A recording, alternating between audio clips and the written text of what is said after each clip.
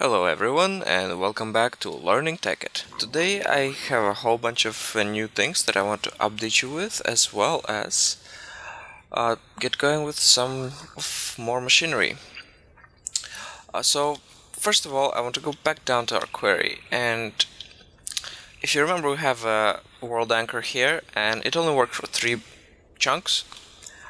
And what I realized is, even though the query block is loaded, just because most of the space that the query is supposed to mine is not loaded, the query mines in a very weird way. And what I mean by that, see, if you look there, that was all mined for some reason. I guess that chunk was still loaded, but the rest of this space was not mined.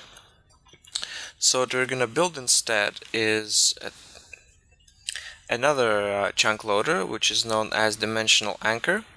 And that is done by making a block of iron, placing it in the middle, and then surrounding it with gold bars, like so. And we get a dimensional anchor. So we're going to take that and we're going to place it right next to our query for now. Eventually we're going to move it all the way to the other corner of the query so that we can build 3 other queries on each side of it. Alright, so for now we'll just place it right here. If you're wondering why this dirt is here, is I had a skeleton attack me while the query was just starting up, and I had to hide to kill it, because otherwise here there was no space to hide. Well, let's just place it here, and if you right click on that, actually I don't know if the redstone torch is gonna affect it, but let's see. Owner me, I am the OP, so I have unlimited number of chunks, and currently it's gonna load 1 by 1. So let's increase it to 3 by 3. That would be the same as world anchor. 5 chunks. 64 blocks is actually 4 chunks, and that's how big this query is. So 5 chunks should be able to cover the whole mine. Yes, we're gonna leave it as that. I don't like the fact that it's right next to redstone. Let's put it in here. And again, 5. Alright, there you go. We're gonna leave it as that. And that should keep our query, anti-query going while we're offline. The other problem with that is, even though it's not mining the area that's not loaded, somehow in its mind the query thinks that it is mining. So it's using up all my coal but not producing any blocks from it, so that's a huge waste. Alright, so that's one little update. And this world anchor we're just gonna leave up here because it covers, actually we might move it a little. Let's move it closer to our other machinery so that all gets covered and remains loaded even when we go offline. Okay, we can actually put it in the 2nd floor so that it covers up and down. Yeah, I don't know. Well, let's put it here for now. We'll figure it out. Okay. Alright, as you may have noticed, I replaced my regular chest with alchemical chest, and the reason I did that is because I built this Talisman of Repair, which works automatically in alchemical chests and pouches, and what it does, it repairs tools. So if I place my diamond pick in here, notice its EMC value, right? And as it stays there, its EMC value is increasing because it's being repaired. And I can just take the new one that has already been repaired and put it back in my inventory. Well, this one hasn't been used too much, so it repaired real quick. But yeah, it's very useful. When you have it just in your inventory, you will also need covalence dust, and it will use up covalence dust to repair tools, but when it's in an alchemical chest, it repairs them automatically. And as I mentioned before, also alchemical bags, which we haven't made yet. But if you're interested in how to make it, it's like this. All 3 types of covalence dust here, string, paper, string, and the reversed order of covalence dust. Not too expensive. Okay, uh, build myself a jukebox because I got some records from creepers, not too important. And if you did notice in my inventory, I made a whole bunch of solar panels, and the purpose of that is I want to build a more efficient power producing solar panel, which is known as solar array. There are 3 levels of solar arrays: the low power, the medium power, and the high power. So the low power requires 8 regular solar panels. The medium power requires 8 low power solar panels, which means 64 solar panels. And the high level one requires 8 of the medium level solar panels, which I think comes out to be 512 or even more regular solar panels. Not sure, but a lot. And as you might imagine, it produces just as much power as many solar panels have been used. So a regular solar panel produces 1 energy unit per tick, so 8 solar panels will produce 8. And that's low power, so technically we can put it straight into our machinery and get it powered. And it takes much less space, especially if we need more of them. But for now we're just gonna make one, and before we do it we need another piece of a puzzle, which is an energy converter. And that one is built,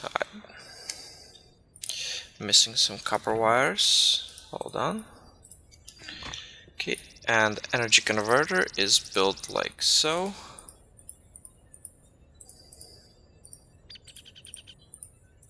There. And that's a low voltage transformer, called converter, same thing because it converts power.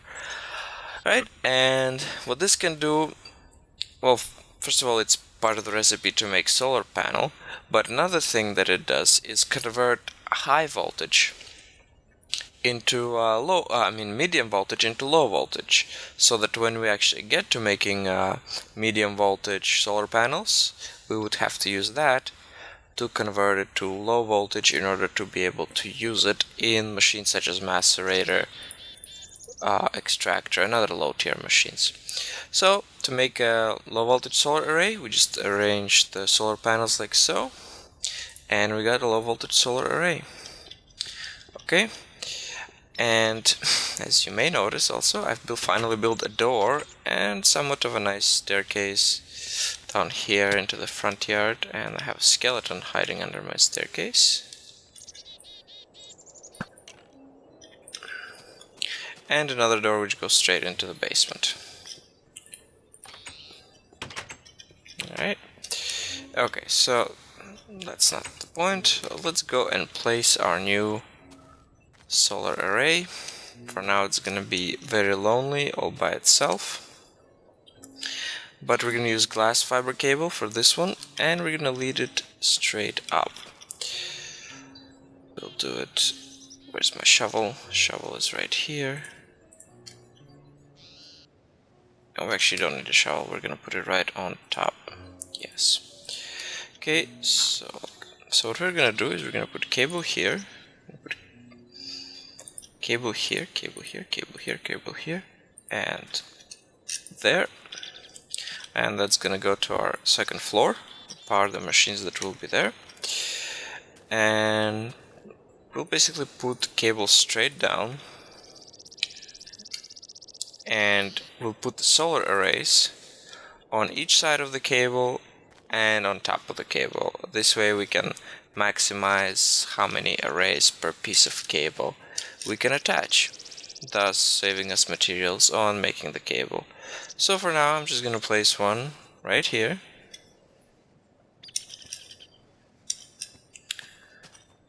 And that's it. I actually also wanted to show a medium voltage array, but when I checked all my resources, I ran a bit short. So what I ended up doing is making a whole bunch of RE batteries for the generators, and then realizing that I won't have materials for the rest of them, but that'll come in the next playthrough. Alright, so Now let's go upstairs. And there's our cable, it comes in here. And we're gonna put our battery box at the end. There are also different energy storage equipments or machines. Battery box is for low energy, and it will actually, I think, explode if you put high energy attached to it. And there's medium energy and high energy storage, which we will be using as we create higher voltage systems. Alright, so the way we're going to want to place it is like that. And this is going to be our output. Put the torch up here. Okay, now let's place the first machinery. And this is going to... oh, and there you go, it's charging very nicely. And it can accept up to 32 energy units per tick, so we can attach how many? 4? I think. I'm not sure, we'll have to test it out. I mean, technically if we do multiplication it's 4 power cells, but solar arrays, I mean. As I watched some of my previous episodes, I noticed that when I used the wrench, there was more chance that the machine broke into a machine block instead of the actual machine than when I used the diamond pickaxe. So let's try this. Maybe I should just use my diamond pickaxe to do all that. Hey, I got an extra generator. We're gonna use that for our future experiments. Okay. Actually, let's just move everything. I'm gonna disconnect this diamond pipe and just forward everything to the other chest. All the smeltable materials. Okay. So we'll just break all of these and we'll move them to the second floor. Yeah, let's see. Ah, that broke into machine block. I don't know. Okay, let's try a wrench. That was fine. Okay, this we can just break by hand.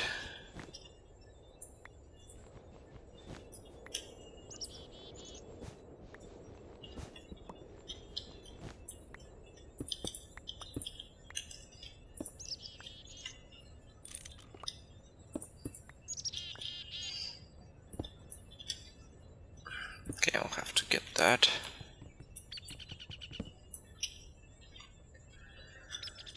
Now we can actually link 2 bad boxes together. This way they will store double amount of power, because there will be just as much power in the first one as in the second, and the first drains, then the second will drain.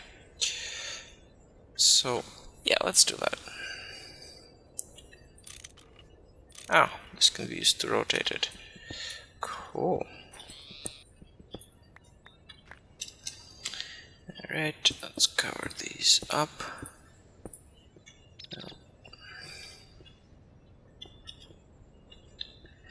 Okay.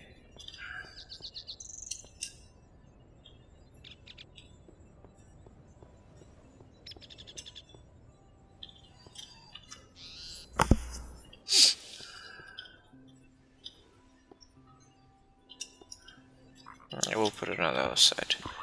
Outside of the wall. Let's be careful here, just a little bit. Okay, and I want it facing this way, so I'm gonna break this pipe. And we're gonna put the battery box facing that way.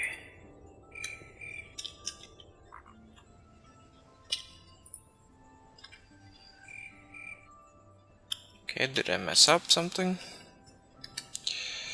Let's check.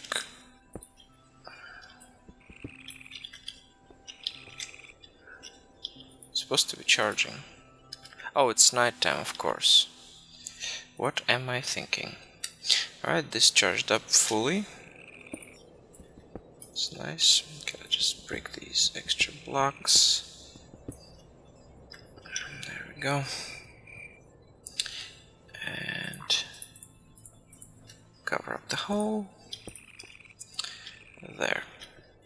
Okay. Oh, my redstone engines.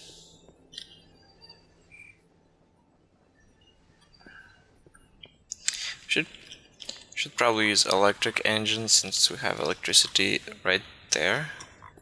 Actually, let's see if we can make some electric engines. It's gonna be more efficient. I think they can pump items faster than the redstone engines, so let's search for them.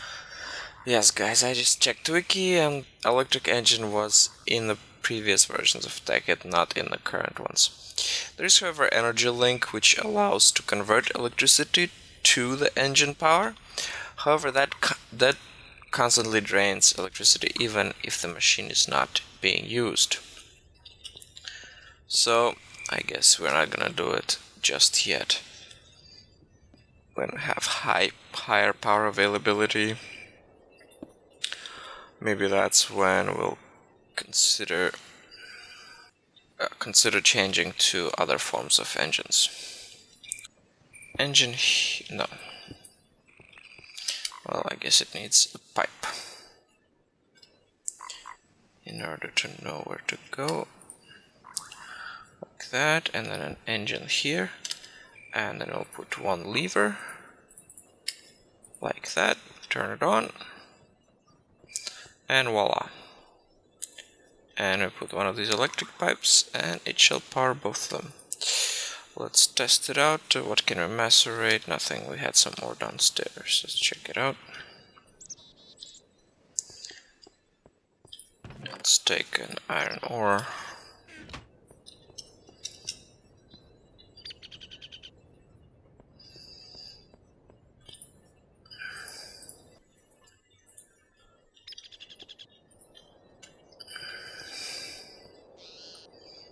Okay. Excellent. This is beautiful. And now we can move on from here to some other place.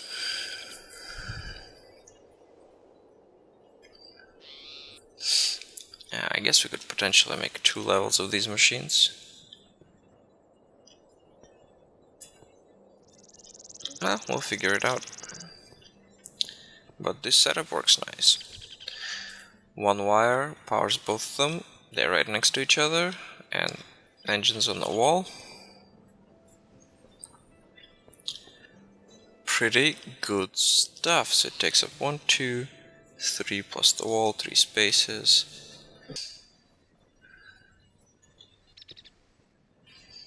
Maybe we do it like this. We'll run power wire like that, and I'll have a few sets of machines in the same order. And I'll have a little walkway, maybe here, so that you can go to the other side, and the other side will have similar order. Okay, I do want another machine here, and that's an extractor. But that's just for, more like for personal use. I'll just put it on this side for now. And I'm just gonna put my stuff in here so that they can... Let's check out the bad box in the back. Oh yeah, there you go, it charges. So this one will discharge first actually, before this one discharges. This one stays full because as the power gets drained from this one, this box drains power from that one immediately. So that one will discharge first, then this one.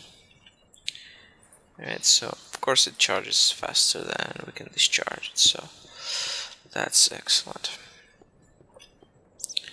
Okay, and my extractor is working.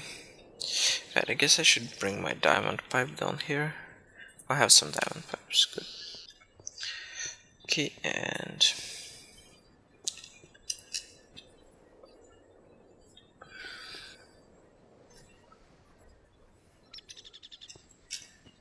some people like using sorter machines to do their sorting. I haven't gotten to it yet. I tried reading about, in theory, how they work, and it seemed to be a bit too complicated. It seems to be much easier to just make the sorting done using a diamond pipe. So that's what we're gonna stick with. And I think I want the pipes to come in exactly above this machine, or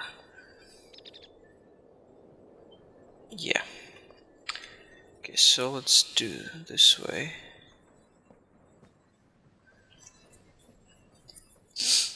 Maybe a bit higher. Okay, I'll just put a block here, and we'll have not iron,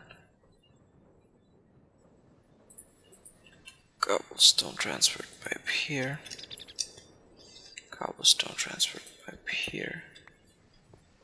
Actually, I'm gonna leave that. And I'll put a diamond transfer pipe here.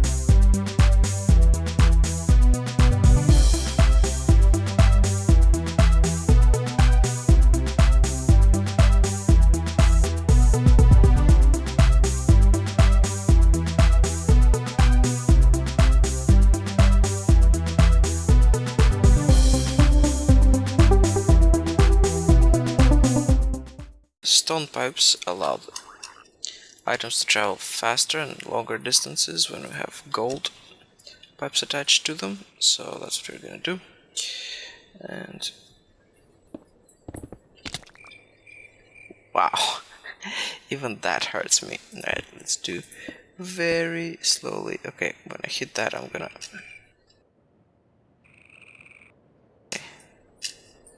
Alright, there we go. I'll just bring it from the bottom. Let's go. Okay, and we don't need this, and we don't need any of this. Oh, we will need all of these items. Actually, I like the way it fits from the top. We'll just leave it like that for now.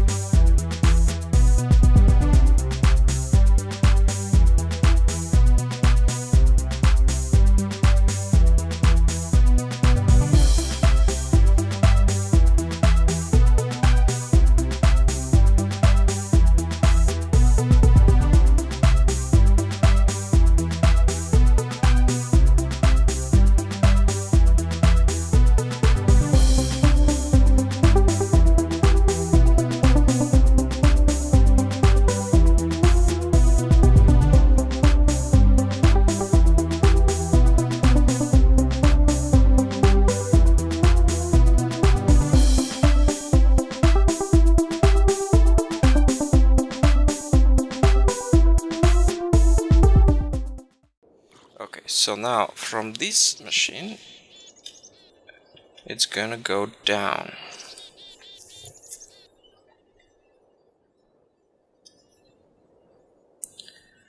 It's going to go down. Yeah, this is stone. I guess stone is fine. Down, and there we will have a joint pipe which transfers all materials into a chest or several chests. So then we'll have a second one we'll put right here. So another pipe and stone pipe, and we'll have a macerator here, and we'll have a furnace here, and the pipe is gonna go down here, and we can put stone pipe so that it doesn't interact with that other thing. And we actually have some iron here, so let's use it. Okay.